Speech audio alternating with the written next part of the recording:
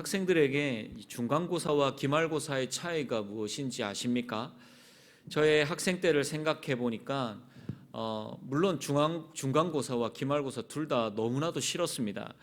왜냐하면 시험 기간에 스트레스 받아야 되고 또 공부해야 되고 학원에 늦게까지 있어야 하기 때문입니다. 하지만 이 중간고사와 기말고사의 결정적인 차이는 중간고사를 치면 바로 기말고사가 다가온다라는 점입니다. 하지만 기말고사는 시험이 끝나면 그 이후에는 방학이 오거나 아니면 졸업이 옵니다.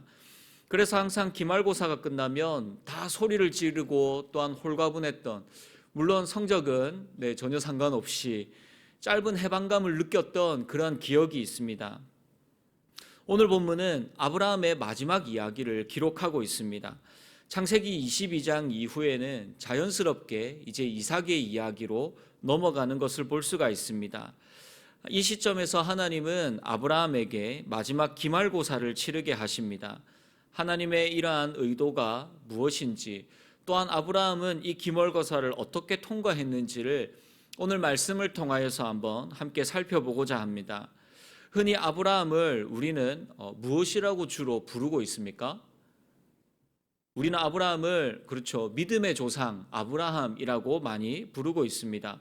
하지만 12장 이후에 하나님께서 아브라함을 부르시고 난 이후, 언약을 주시고 난 이후에 아브라함의 인생을 살펴보면 과연 그의 삶이 믿음의 조상이라고 불릴 수 있을지 의심될 만큼 믿음과는 정반대의 삶을 살아갔던 그의 모습을 볼 수가 있습니다. 기근으로 인하여서 하나님께서 원치 않으셨지만 애굽으로 그는 내려갔습니다. 거기서 자신의 목숨을 유지하기 위하여서, 지키기 위하여서 자신의 아내를 누이라고 속였습니다. 하나님께서 그에게 약속의 자녀를 주겠다고 여러 번 약속하셨지만 그는 믿지 못하고 결국 요종 하갈과 동침하여서 이스마엘을 낳았습니다. 이 사건 때문에 창세기 16장과 그리고 17장 사이에는 이 13년이라는 간격이 존재합니다. 16장 16절과 17장 1절 말씀입니다. 하갈이 아브라함에게 이스마엘을 낳았을 때에 아브라함이 86세였더라 라고 이야기를 하고, 그 이후에 17장 1절로 넘어가면 아브라함이 99세 때에 여호와께서 아브라함에게 나타나셨다라고 말씀을 하고 있습니다. 하나님은 이 일로 인하여서 이 약속을 믿지 못하고 인간적인 방법으로 자신의 마음대로 하는 아브라함에게 화가 나셔서 13년간 그에게 나타나지 않으셨습니다. 물론 아브라함의 인생이 매번 이러한 불순종만 있었던 것은 아닙니다. 그런데 우리가 아브라함의 이 인생을 통하여서 주의 깊게 살펴보아야 할 것은, 때로는 실수하고 또한 실패를 하지만, 그리고 언약을 믿지 못하는 이러한 불순종의 모습을 보이고 있지만, 이 모든 시간들이 아브라함을 연단시켜 나가는 과정이었다라는 사실입니다.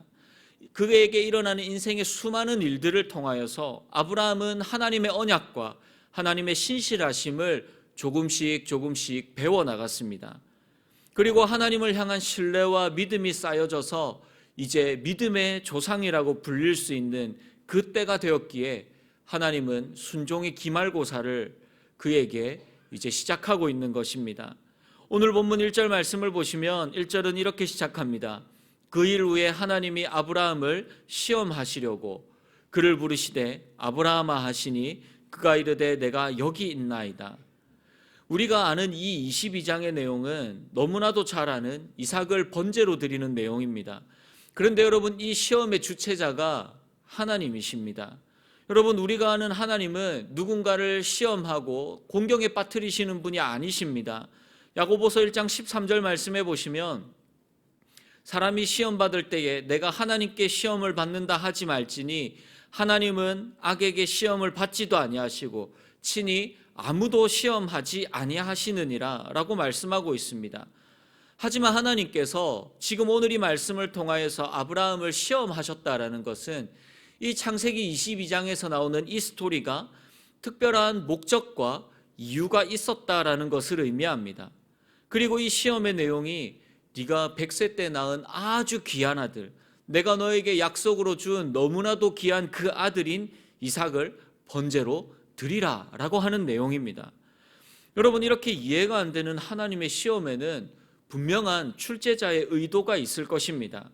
아브라함이 하나님을 약속을 이루시는 분으로 믿고 있는지를 하나님은 알고 싶어 하셨고, 이삭을 하나님이 주셨고 쓰실 것이라고 생각하여서 아브라함이 아이를 키우는 것에 집중하고 있는 것인지, 아니면 하나님을 향한 중심을 가지고 그 아이를 키우고 있는지를 하나님은 알고 싶으셨던 것입니다.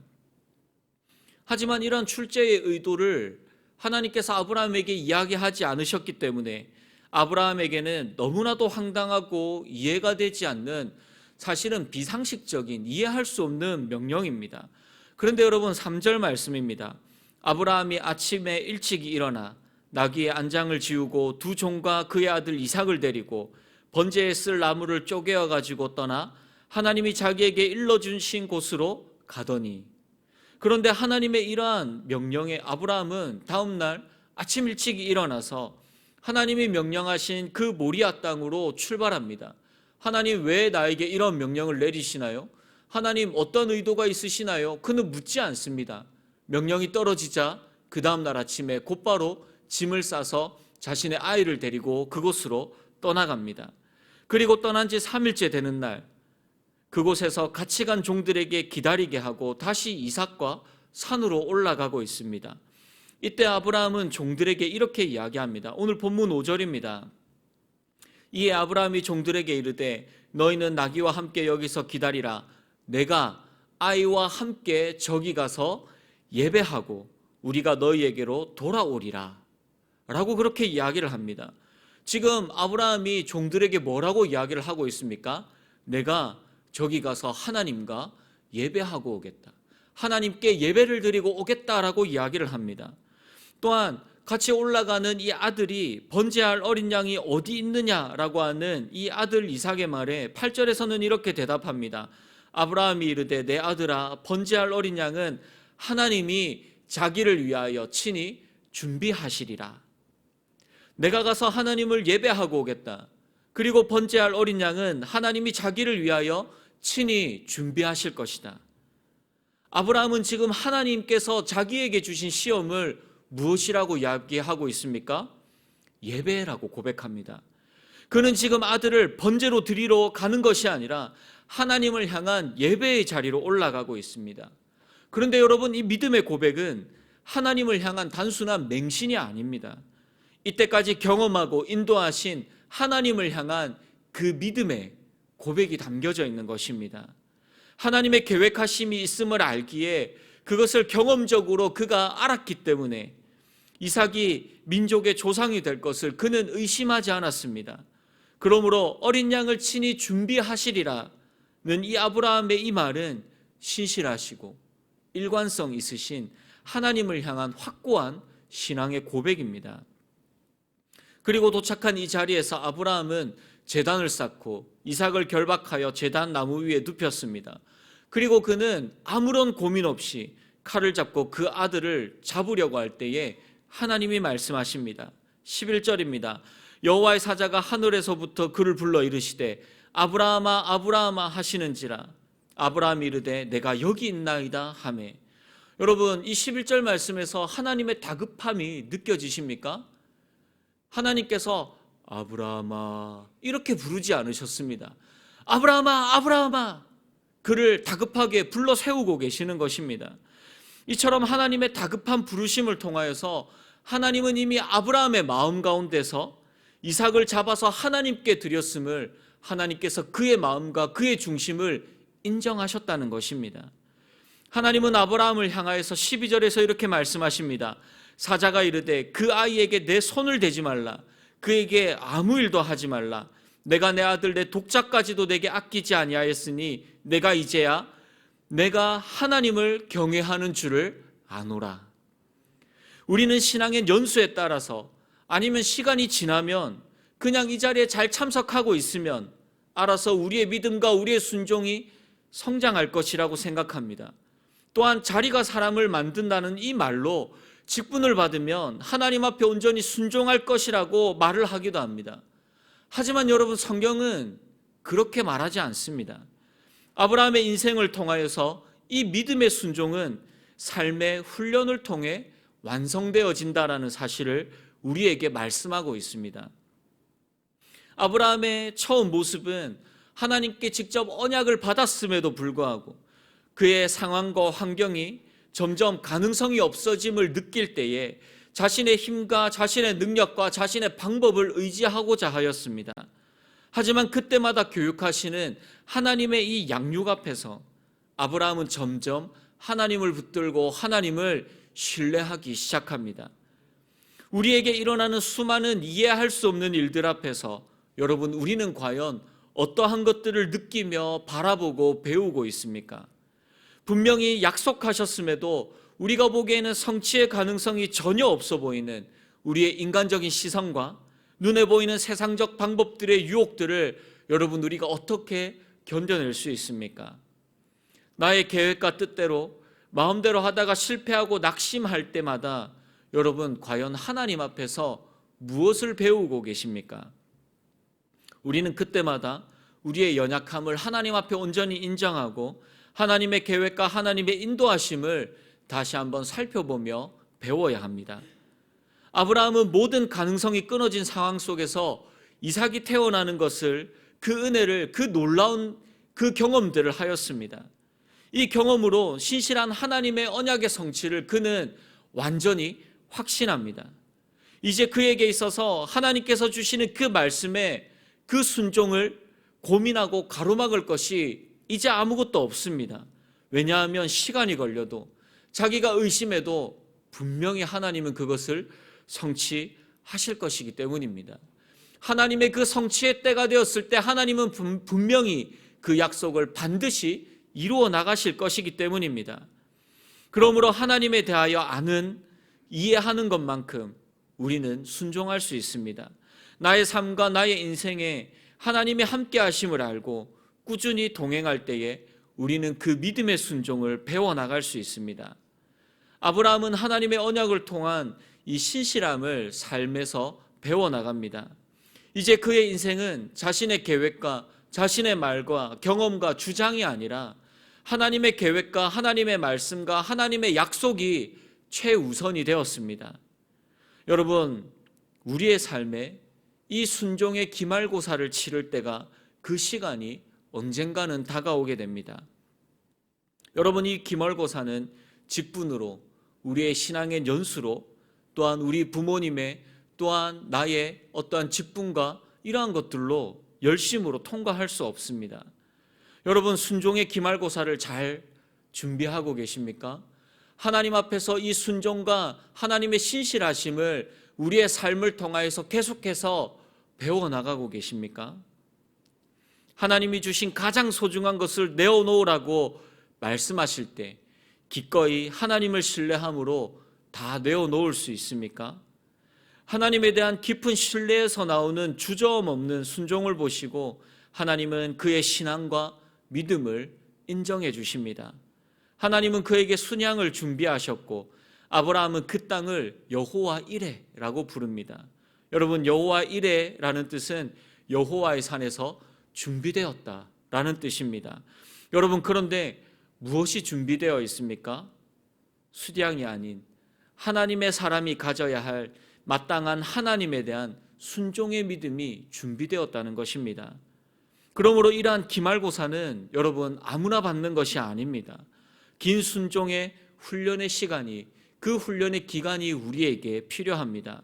인생의 실패를 통하여서 가르쳐 주시는 하나님을 향한 순종의 방법들을, 하나님 앞에 엎드리는 방법들을, 우리의 중심과 우리의 자아를 깨뜨리는 방법들을 계속해서 우리는 익히고 배워나가야 합니다. 여러분, 그렇지 않으면 순종이 제사보다 낫다라고 하는 책망으로도 회개하지 않았던 이 사울왕처럼, 또한 성탄절에 담임 목사님께서 말씀하셨던 것 같이 죄를 짓고도 회개하지 않는 아담과 하와, 내가 아우를 지키는 자니까 라고 뻔뻔하게 소리쳤던 이 가인의 인생을 우리는 살아갈 수밖에 없습니다. 아브라함에게 주신 언약이 확실하게 이루어진다라는 이 언약의 확실성은 여호와의 맹세하심과 아브라함의 순종에 근거합니다. 마찬가지로 우리에게 주신 말씀의 언약이 확실하게 이루어진다라고 하는 이 언약의 성취 또한 여호와 하나님께서 우리에게 하신 그 맹세와 또한 저와 여러분들의 온전한 순종의 근거함을 기억하시기 바랍니다. 이 땅에 우리의 삶의 여정이 끝나는 그날까지 하나님께서 너무나도 기뻐하시는 이 순종의 믿음을 여러분 훈련받으시며 언약에 걸맞는 자로 인정받는 저와 여러분들의 그 삶이 그 복된 발걸음이 되기를 주님의 이름으로 소원합니다. 말씀을 정리하겠습니다.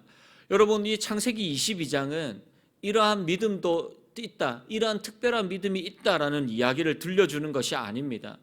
욥과 마찬가지로 특별한 시험에 의도가 있었습니다. 특별히 아브라함은 하나님께서 12장에서부터 21장까지 그의 삶을 기록하심을 통하여서 하나님의 연단이 이렇게 시작되었고 이렇게 진행되어졌다라는 사실을 계속해서 기록하고 난 이후에 22장에서 마지막 이 순종의 기말고사를 하나님께서 우리에게 말씀하고 계십니다. 그러므로 이 본문은 그냥 단순하게 너의 아이를 드릴 수 있느냐, 너의 가장 소중한 것을 하나님께 바치고 포기할 수 있느냐를 우리에게 물으시는 것이 아닙니다. 하나님의 확실한 연단과 훈련을 보여주시고 그 순종의 기말고사를 치를 그날이 우리에게 임하여졌음을 말씀하고 계십니다. 제가 참 좋아하고 존경하는 권사님이 계셨습니다. 이분이 항문 쪽 질환으로 인하여서 병원에 입원하여서 수술을 하셨다라는 이야기를 듣고 신방을 간 적이 있습니다. 이 권사님이 뭐 별거 아닌데 왜 찾아왔냐고, 솔직히 이 부위가 조금 부끄럽다라고 하시면서 막 수줍어 하셨던 그 모습이 눈에 선합니다. 이 권사님이 누구보다도 하나님을 사랑하셨고 또한 교회를 사랑하셨던 분이셨습니다. 그런데 여러분, 그렇게 신방을 갔다 오고 난 뒤에 한 달도 채 되지 않아서 이 권사님의 온몸에 암세포가 퍼져 있는 것을 발견했다는 소식을 들었습니다. 알고 보니까 그 수술한 부위가 항문 쪽 질환이 아니라 암덩어리가 삐져나온 것인데 그것을 병원에서 발견도 하지 못하고 그냥 그것을 잘라내면 된다라고 이야기를 했다는 것입니다. 그러니까 병원에서 오진을 한 것이죠. 이미 손 쓸 틈도 없어져서 결국 병원에서 사형 선고를 받았습니다. 정말로 황당하기도 하고 무엇보다도 안타까웠던 것은 그렇게 결혼을 하지 않고 있던 그 딸이 이제 40이 다 되어가지고 갑자기 남자친구가 생기고 그리고 결혼을 준비하고 있었던 그 시간이어서 더 안타까웠습니다. 주위에서 이 권사님에게 병원을 고소하라고도 이야기하고 어찌되었든 딸의 결혼식까지는 꼭 살아계셨으면 좋겠다라는 말을 하기도 하였습니다. 그런데 여러분, 이 권사님이 아무것도 하지 않으시는 겁니다. 그냥 병원에 입원해 계시면서 그냥 치료를 그냥 조금씩 치료받으시면서 그렇게 계시는 겁니다. 그리고는 얼마 되지 않아서 온 가족들을 다 불러 모으셨습니다. 이제 본인이 느끼시기에 이제 내가 살 날이 얼마 남지 않았다라는 그 생각을 하신 것 같았습니다. 그래서 그 가족들을 불러 모아서 마지막 유언을 할 테니 너희들은 잘 들으라 라고 그렇게 하시면서 딱 한마디를 하셨습니다. 누구보다도 예수님을 평생 잘 믿는 자가 되어라. 그리고는 본인은 그냥 막 껄껄껄 환하게 웃으시고 다 집에 가라고, 이제 유언 다 했으니 집에 가라고 그렇게 말씀하셨다고 합니다. 여러분, 그리고 몇 주 있다가 하나님의 부르심을 그 권사님이 받으셨습니다. 그것도 사랑하는 딸의 결혼을 약 한 2, 3주 정도 남겨놓고 그 결혼식을 보지도 못하고 그렇게 세상을 떠나셨습니다. 오늘 이 말씀을 준비하고 묵상하는데 이 권사님이 생각이 났습니다.